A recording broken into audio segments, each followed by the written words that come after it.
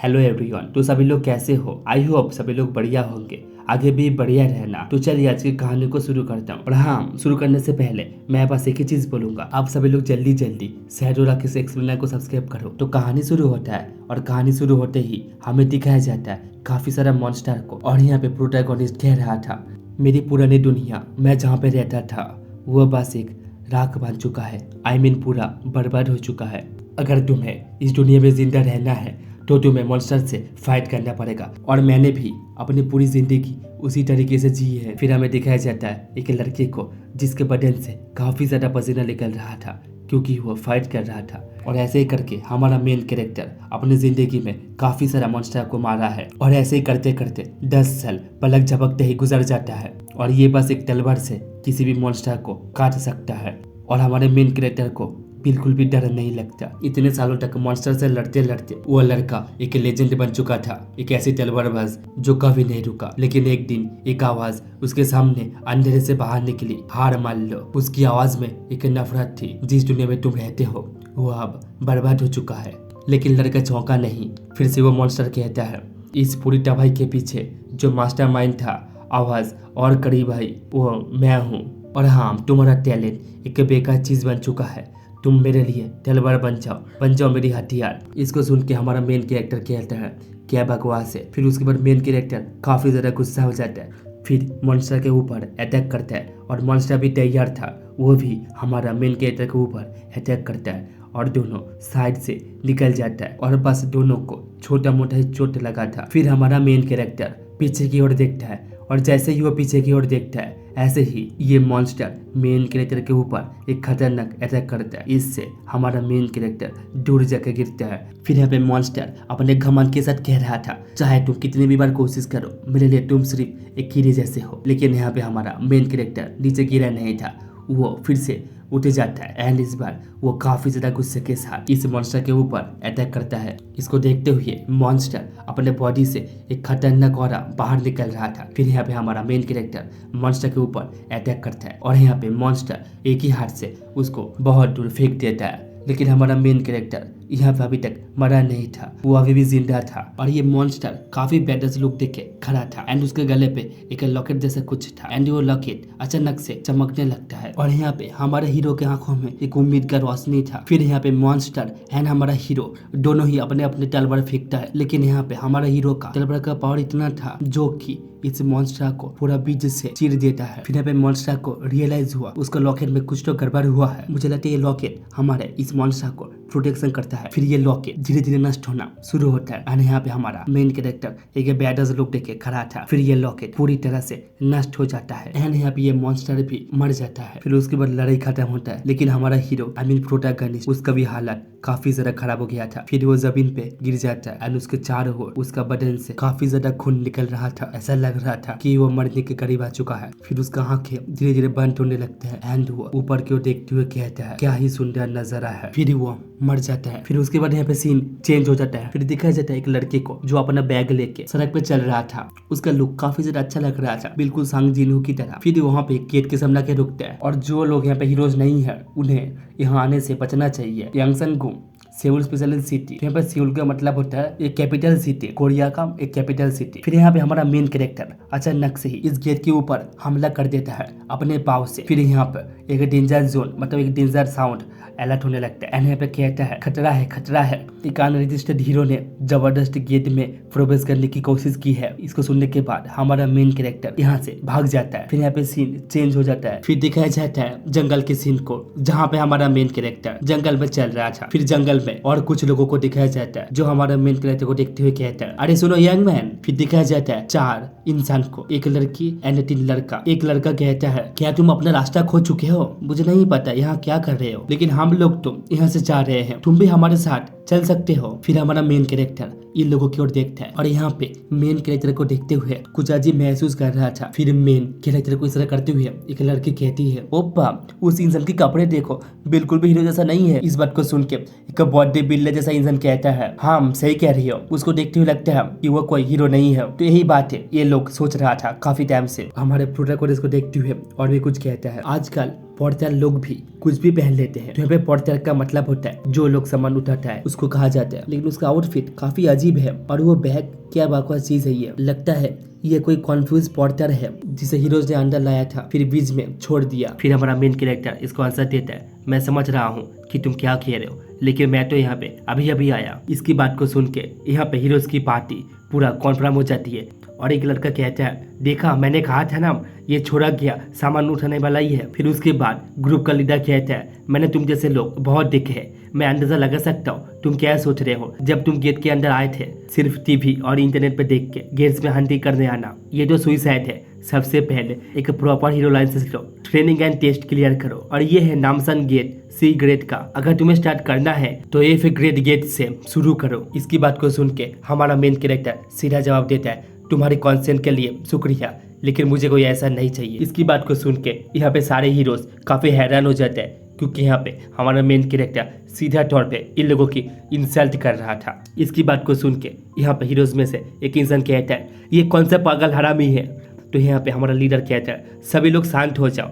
लेकिन यहाँ पे एक और लड़का कहता है, हुआंग निम इस बार मुझे मत रोको।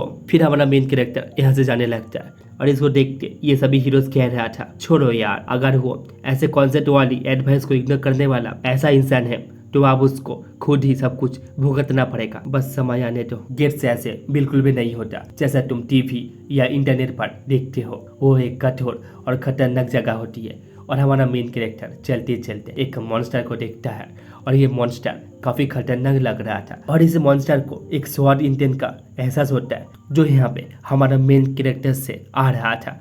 और यहाँ पे हमारा मेन कैरेक्टर काफी कूल लग रहा था, जैसे मानो उसके सामने कोई भी नहीं हो। फिर ये मॉन्स्टर मेन कैरेक्टर के ऊपर हमला करता है। यहाँ पे हमारा मेन कैरेक्टर कहता है 10 साल। एंड यहाँ पे हमारा मेन कैरेक्टर इस हमले से बिल्कुल बच जाता है और इसको देखते हुए यहाँ पे मॉन्स्टर काफी शौक में था कि यहाँ पे क्या हो गया। फिर यहाँ पे मेन कैरेक्टर उसके ऊपर हमला करता है अपने हाथों से, अपने हाथों को तलवार जैसा बना के, और यहाँ पे एक ही बार में मॉन्स्टर की गर्दन को पूरा धड़ से अलग कर देता है और चारों तरफ खून बिखेर जाता है। यहाँ पे काफी ज्यादा खतरनाक मंजर हमें दिखाया जाता है हमारा मेन कैरेक्टर और इस मॉन्स्टर के बीच में। एंड यहाँ पे मेन कैरेक्टर बस एक ही बात कहता है, सच कहूँ तो कुछ भी अलग नहीं है। उसकी आंखों में एक खतरनाक ऑरा झलक रहा था। फिर यहाँ पे मेन कैरेक्टर उसके बॉडी की ओर देखता है और वहाँ पे एक खंजर पड़ा था, तो उस खंजर को हमारा मेन कैरेक्टर उठा लेता है एंड उसको हाथ में लेते हुए यहाँ पे हमारा मेन कैरेक्टर कुछ चीजें सोच रहा था। फिर उसको कुछ चीजें याद आता है। फिर वो इस खंजर को लेके इस मॉन्स्टर के बॉडी के अंदर घुसा देता है एंड कुछ समय के बाद वहां से एक लो ग्रेड का मैजिक स्टोन बाहर निकलता है। फिर वो एटीट्यूड के साथ कहता है, पहले के टाइम में तो मैं ऐसे नीचे लोगों की तरफ देखता भी नहीं था। फिर वो स्टोन को अपने बैग में रख देता है। लेकिन अचानक मेन कैरेक्टर को कुछ चीजें एहसास होता है क्योंकि वहाँ पे और भी काफी सारा मॉन्स्टर आ गया था। फिर वो सभी मॉन्स्टर एक साथ मिलके हमारा मेन कैरेक्टर के ऊपर हमला करता है और मेन कैरेक्टर इसको महसूस कर लिया था, इसलिए वो साइड में हट के बच जाता है। फिर वो अपने हाथ में पकड़ी स्टोन को अपनी पूरी पावर से मॉन्स्टर की ओर फेंकता है और इसका पावर इतना था कि एक ही बार में एक मॉन्स्टर की धज्जियां उड़ जाती है। इसको देख के ये मॉन्स्टर भी काफी शौक था। फिर हमारा मेन कैरेक्टर अपनी बैग को साइड में फेंक देता है। फिर यहाँ पे होता है असली खेल स्टार्ट। फिर दिखाया जाता है दूसरी तरफ जहाँ पे वही हीरोज मेन कैरेक्टर को सलाह दिया था वही अभी तक जंगल में था। उनमें से एक लड़की कहती है, वो बदतमीज आदमी जो पहले मिला था, क्या पता अगर वो सच में मर गया तो। लड़की को देख के लग रहा था वो काफी टेंशन में था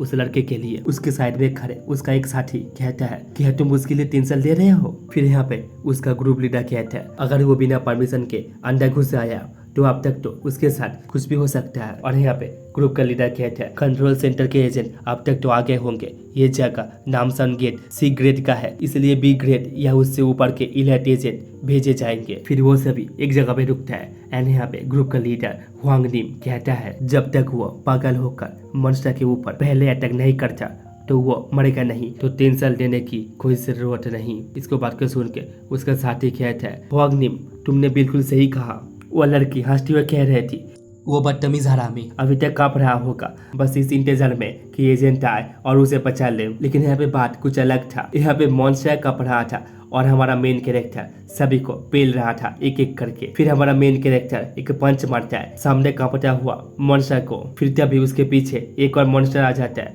लेकिन यहाँ पे हमारा मेन कैरेक्टर उस हमले से बच जाता है। और इसको देख के यहाँ पे मॉन्स्टर शॉक हो जाता है कि आखिर वो बंदा कहाँ पे चला गया। लेकिन हमारा मेन कैरेक्टर उसके ऊपर था और वो अपने पाँव से एक एक किक मारता है और उसका गर्दन पूरा अलग हो जाता है और चारों तरफ खून फैल जाता है और वो मॉन्स्टर मर जाता है। फिर वो टेलबर को उठाता है एंड टेलबर से मॉन्स्टर को मारते हुए चिल्ला के कहता है 3 मोर मैजिक स्टोन। फिर यहाँ पे सीन चेंज हो जाता है और चारों तरफ की माहौल काफी अच्छा था और मेन कैरेक्टर का बैग भी काफी फुल हो चुका था उस मैजिक स्टोन के कारण। आज का कमाई कुछ खास नहीं था, अब तक सिर्फ 12 लो ग्रेड की मैजिक स्टोन मिला और 16 मिला लो मिड ग्रेड की। और इसके पीछे ही कुछ लोग चल रहा था और वो लोग इसको चिल्ला के कहते हैं रुक जाओ। इसको देख के हमारा मेन कैरेक्टर काफी कंफ्यूज था एंड यहाँ पे ये सभी लोग तेजी से मेन कैरेक्टर के पास आ जाता है। उनमें से जो आगे खड़ा था वो फॉर्मली कहता है हम गेट कंट्रोल सेंटर से हैं, कृपया अपना हीरो रजिस्ट्रेशन दिखाए। अगर आप एक अनरजिस्ट्रेशन हीरो है तो आपको हमारे साथ कंट्रोल सेंटर चलना होगा।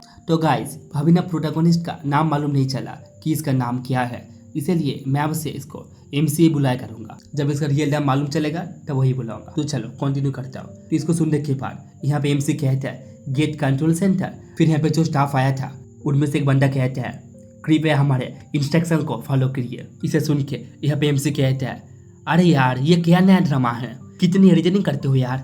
फिर वो यहाँ से जाने लगता है। उसको जाते हुए देख के कंट्रोल सेंटर का एक स्टाफ कहता है उसको भी अरेस्ट करो, इसको हैंडकफ्ड पहना। तो उसका जो साथी था वो भी इसे हाँ कह देता है। फिर वो हैंडकफ लेके MC को सलाह देता है अगर आपने इंस्ट्रक्शन को फॉलो नहीं किया तो हमें फिजिकल फोर्स अप्लाई करना पड़ सकता है। फिर वो MC का हाथ पकड़ लेता है। फिर वो MC को हैंडकफ पहनने से पहले कुछ चीज़ें बताती है। अगर आपने इंस्ट्रक्शन को फॉलो नहीं किया तो जो भी फिजिकल डैमेज होगा उसकी जिम्मेदारी पूरी तरह आपकी होगी। बेहतर होगा अगर आप कंट्रोल सेंटर चले और इसको शांति से सॉल्व कर ले। फिर वो बंदा जैसे ही हैंडकफ पहनने जाता है उसी समय MC उसका हाथ पकड़ लेता है और उसका हाथ इतना जोर से पकड़ा हुआ था कि यहाँ पे लड़का भी काफी घबरा गया था। फिर यहाँ पे MC कहता है वापस चले जाओ, मुझे परेशान मत करो। इसको देख के यहाँ पे जो कंट्रोल सेंटर की साथी था वो भी अपना अपना तलवार को निकल देता है MC को मारने के लिए। इसको देखते हुए यहाँ पे MC कहता है 4 ग्रेड का मैजिक सीलिंग डिवाइस, ये तो शायद ऑर्क जैसे मॉन्स्टर पे काम करे। लेकिन फिर यहाँ पे MC उसके हाथ को काफी जोरों से दबा रहा था जिसके कारण लड़के को काफी ज्यादा दर्द हो रहा था। फिर यहाँ पे MC एक बैडस लुक देख के कहता है ये आखिरी वार्निंग है, वापस चले जाओ अगर और चोट नहीं खानी है तो। फिर यहाँ पे सभी लोग MC के ऊपर अटैक करते हैं और यहाँ पे MC 2 बंदे की तलवार को इजीली रोक देता है और एक बंदा जैसे उसको किक मारता है यहाँ पे MC साइड हट जाता है जिसके कारण ये अटैक उसको नहीं लगता। फिर वो अपनी पाँवों में ताकत लगा के इस लड़के को काफी बुरी तरह मारता है जिसके कारण ये लड़का दूर जाकर गिरता है। इसको देख के तो पीछे खड़ा चश्मा पहनने वाला लड़का भी काफी हैरान था क्योंकि वो काफी शौक में था आखिर ये लड़का कौन है। तो यहाँ पे जो ग्रुप का लीडर था वो भी काफी ज्यादा घबरा गया था। फिर MC इसकी तरफ देखता है। फिर यहाँ पे MC अपनी पावर को इतना बढ़ा लेता कि वो करीब गायब हो गया था और उसको ये लड़का बिल्कुल देख नहीं पा रहा था क्योंकि यहाँ पर MC का इतना स्पीड लेवल था कि वो लड़का इसको बिल्कुल देख नहीं पा रहा था। और अचानक ही MC उसका पेट में एक बहुत बड़ा किक मार देता है और यहाँ पे इसकी हालत तो जैसे मानो पानी कम चाय हो गया था। फिर वो दूर जगह गिरता है और उसको काफी दर्द हो रहा था। फिर वो जैसे तैसे खड़ा हो जाता है। फिर यहाँ पे MC पूछता है रजिस्टर्ड हीरोज का कोई प्रॉब्लम नहीं होता राइट। फिर यहाँ पे यह लड़का समझाता है हाँ, जब तक आप गेट के अंदर कोई इलीगल काम नहीं करते तो एजेंट को भेजने का कोई जरूरत नहीं होता। फिर यहाँ पे MC पूछता है और ये फ्रैक्चर जोन क्या होता है। इसको सुनने के बाद ये जो लड़का था ये काफी घबरा गया था। फिर यहाँ पे कुछ चीजें बताई जाती है। यह दूसरी दुनिया का रास्ते होते हैं जहाँ अजीब मॉन्स्टर दुनिया भर में रैंडमली दिखाई देते हैं। मॉन्स्टर हंटिंग से मिलने वाला प्राई प्रोडक्ट उसको नया एनर्जी सोर्स के रूप में यूज किया जाता है। इसी वजह से सरकार उन पैसेजेस पे पूरी तरह कंट्रोल कर लेती है और मॉन्स्टर को गेट्स के अंदर बंद कर देती है। लेकिन कुछ अननोन जगह जिस अभी तक गेट्स में कन्फर्म नहीं किया गया उन्हें फ्रैक्चर जोन कहा जाता है। फिर उसके बाद MC कहता है तो चाहे मैं किसी भी गेट में जाऊँ तुम लोग मुझे ढूंढते रहोगे अनऑथोराइज्ड एंट्री के लिए, पता नहीं और क्या क्या बोलते रहोगे। उसके वॉइस में एक भारीपन था जिसको सुनने के बाद ये लड़का काफी घबरा गया था। फिर वो हगलाते हुए कहता है, हाँ बिल्कुल सही कहा, जब कोई अनरजिस्टर्ड हीरो बिना परमिशन के गेट्स के अंदर जाता है तो कंट्रोल सेंटर को इसका तुरंत नोटिफिकेशन मिल जाता है और आसपास के सभी एजेंट को भेजे जाते हैं। फिर वो चिल्लाते हुए कहते हैं, फ्रैक्चर जोन में जाना गेट्स जैसा इतना इजी नहीं है और इसे हीरो एसोसिएशन बिल्कुल बर्दाश्त नहीं करेगा। इसको सुनने के बाद यहाँ पे MC उसके सिर को पकड़ लेते हैं और बस यही कहते हैं, अरे यार अब मैं क्या ही करूं। इसे देखने के बाद ये लड़का काफी घबरा जाता है और घबराते हुए कह रहा था, ये तो पागल है साला, सिर्फ मुझे स्टार्टिंग से ही हेडक्वार्टर को रिपोर्ट कर देना चाहिए था। यहाँ पे MC उसका सिर को पकड़ते हुए दूर में फेंक देता है और यहाँ पे बस वो एक ही चीज कहता है, यार इसमें क्या स्पेशल है। फिर यहाँ पे वो लड़का जैसे तैसे उठ जाता है और यहाँ पे MC को गाली दे रहा था, साला कमीना, नेक्स्ट टाइम मैं तुझे बिल्कुल मार दूंगा।